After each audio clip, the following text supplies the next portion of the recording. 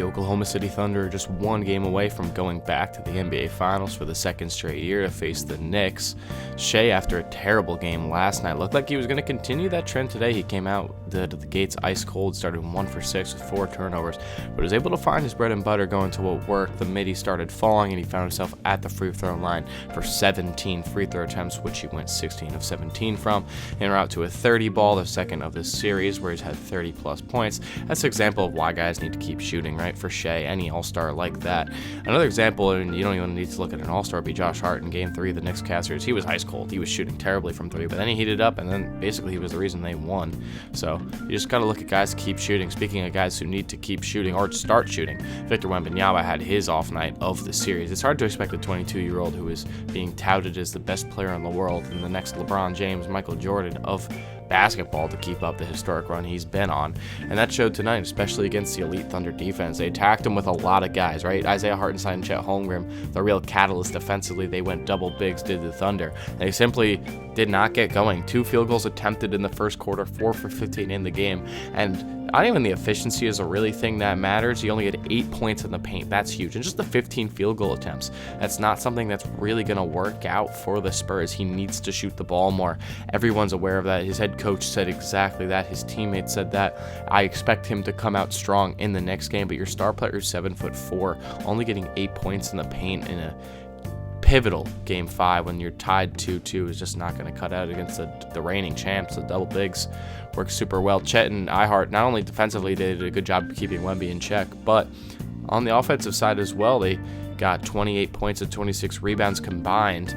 Pretty good job for them. And the Thunder, if they're able to keep that up, that's going to be a huge sign. I don't know if they'll go double bigs, say they win and face the Knicks, because the Knicks don't really have a guy down low like that. Well, they have Cap, but Cap plays a little bit differently. Obviously, he spaces the floor better than Wemby. Not that Wemby can't space the floor and shoot the 3, but Cap does it a lot more. He's a lot more perimeter, and there's just no, OG is a lot smaller. So we'll see what they end up doing for that. But the bright spots for the Spurs, there were even though Wemby and also Fox had a poor performance as well, only having 9 points. But they had some bright spots, right? Champagnie had 22 points on good efficiency. Castle had a great all-around game, 24 points, 6 assists, 5 boards, 3 steals. And Keldon Johnson, who was a 6th man of the year, produced his best game of the series. He had 15 points on the night. So there's some good things to look at for the Spurs, right? This is not a series that's over, right? They're going back home to San Antonio. If they could get Wemby going yet again, that'll be absolutely huge. I don't think he's going to have another game like that. I think he's going to be very aggressive in an elimination game. This is the type of way Wemby plays, and I think this is going to be a huge thing for him as well.